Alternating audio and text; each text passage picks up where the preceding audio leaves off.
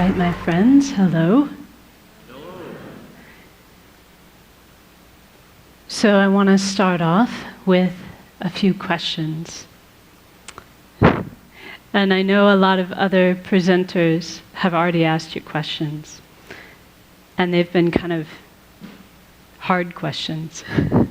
But the questions I'm going to ask you are very, very simple. And I promise you'll be able to answer these. All right, are you ready for your first one? Okay. Your first question is, you don't have to answer out loud. Are you having a good day? Okay, you got your answer? All right. My second question for you is, why? If you're having a good day, why are you having a good day? Or if you're having a bad day, why are you having a bad day?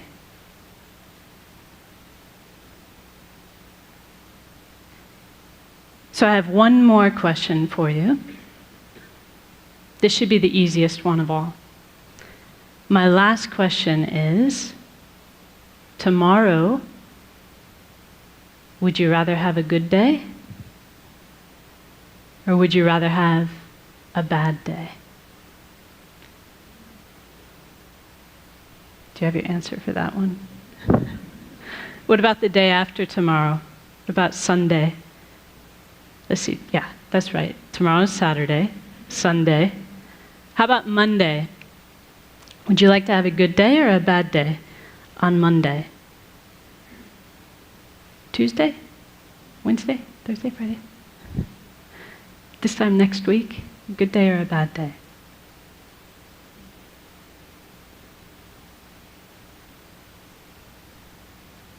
So that last question, like I said, is probably the easiest one for us to answer. Because we know the answer to that, don't we? We want to have a good day, every day. Did anyone in the room answer, yes, I want to have a bad day on Monday? Of course not. We all want to have a good day, every day.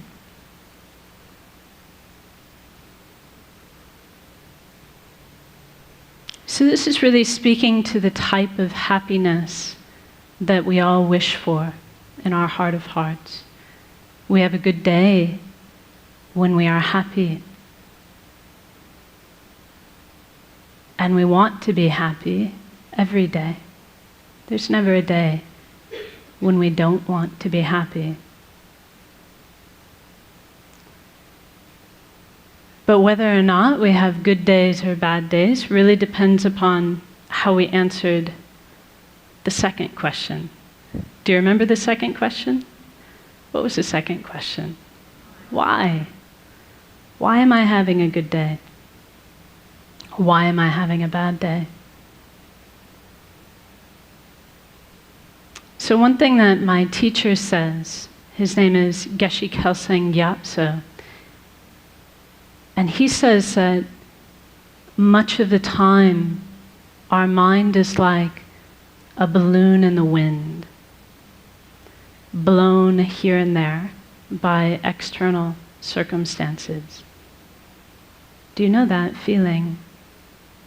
He says when things are going well, when they're going our way, we feel happy. But then if something goes wrong, for example, he says if we're forced to work with a colleague that we dislike. But I'm sure none of you have colleagues you dislike, right?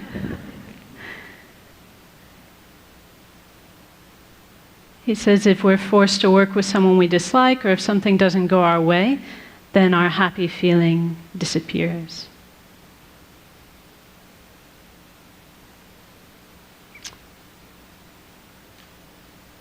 So as long as our answer to the question, why am I having a good day, or why am I having a bad day? Because, this is a question people ask us, like maybe when you get home today. someone will go, well, so how was that TED thing? Did you have a good day? And we'll say, yeah, I did. There was this lady, and she talked to us about how we need to be compassionate towards former inmates, and there was this performer who did this awesome beatboxing thing with his mouth, and this person and that person. As long as our reasons for why we had a good day are a list of external conditions, then we're not going to have the stable happiness that we all want. Does that make sense to you? Because if that's what our happiness depends upon, because we cannot control people and circumstances every single day, then our happiness will be in the hands of others, won't it? It'll be at the whim of our circumstances. So if you really wish to have a good day every day, we've got 2 things we need to do. So the first thing that we need to do is we need to stop outsourcing our happiness and outsourcing our unhappiness onto people and circumstances. In other words, we need to stop attributing our happiness to what's going on externally. And we need to stop blaming others, especially blaming others, for our unhappiness. So for as long as we do that, as long as we're making it the job of people and circumstances to make us happy, or as long as we're making it their fault when we're unhappy, our happiness will be very unstable and elusive. Our second job is to actively cultivate a source of peace and a source of happiness coming from inside our own mind. So here's something I want you to commit to memory. Are you ready? This is another line from one of my teacher's books where he says, happiness and unhappiness are states of mind, and therefore their real causes cannot be found outside the mind.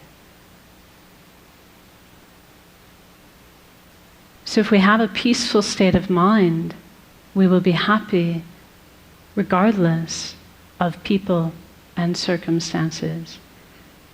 If our mind is unpeaceful or agitated, then even if we have very good circumstances, we'll find it impossible to be happy.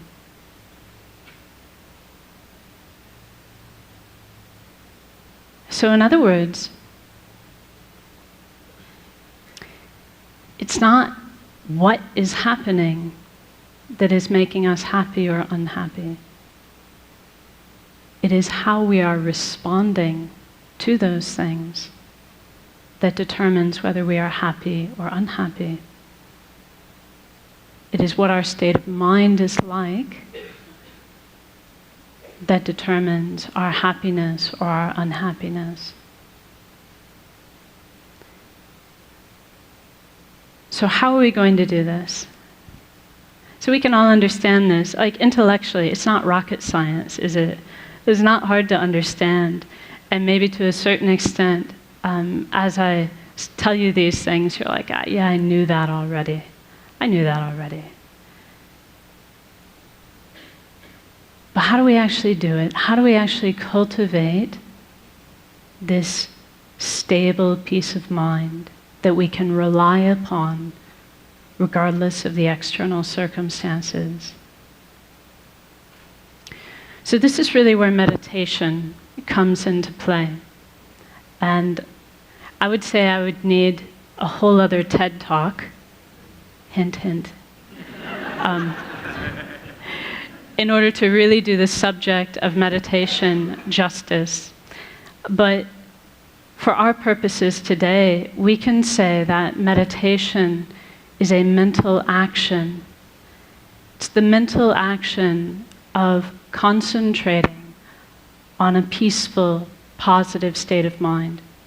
If we do that, if we concentrate on a peaceful, positive state of mind, then we can say we're meditating. Whether that's like this, right? See, actually, you don't know if I'm meditating or not, because I could be thinking about my grocery list.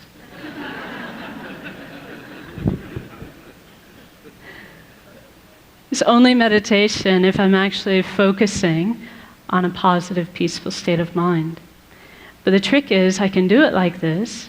This is called formal meditation. But we can also learn to do this all the time in our daily life.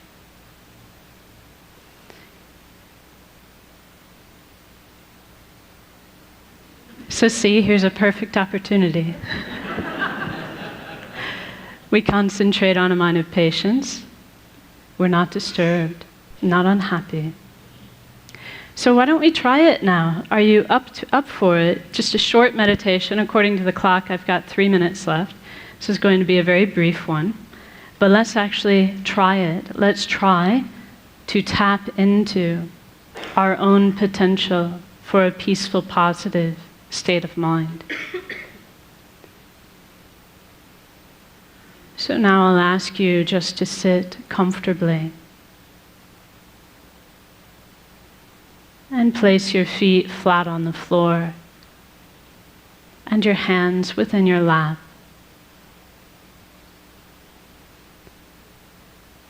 And then you can lightly close your eyes and become aware of the sensation of your breath at the tip of your nose.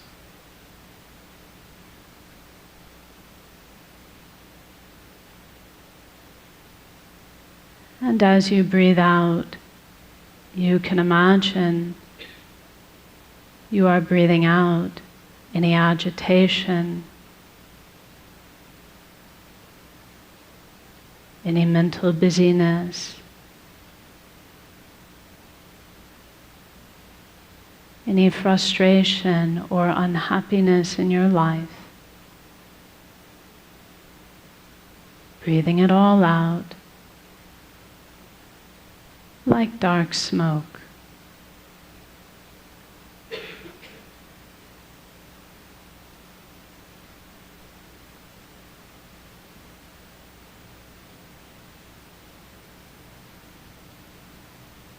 And as you breathe in, you can imagine and believe that you are breathing in a clear, bright light,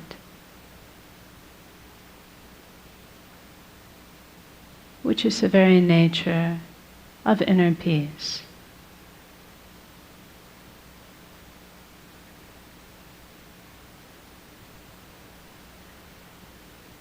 And you can imagine that this clear, bright light fills your entire body and mind.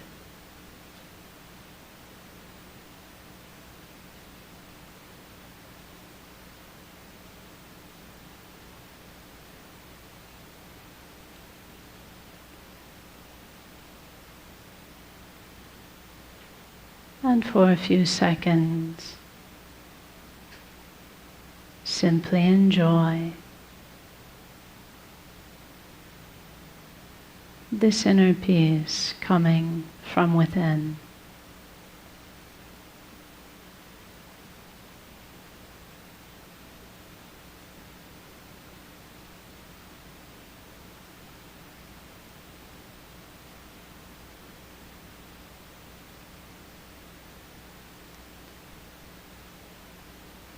And now as we finish,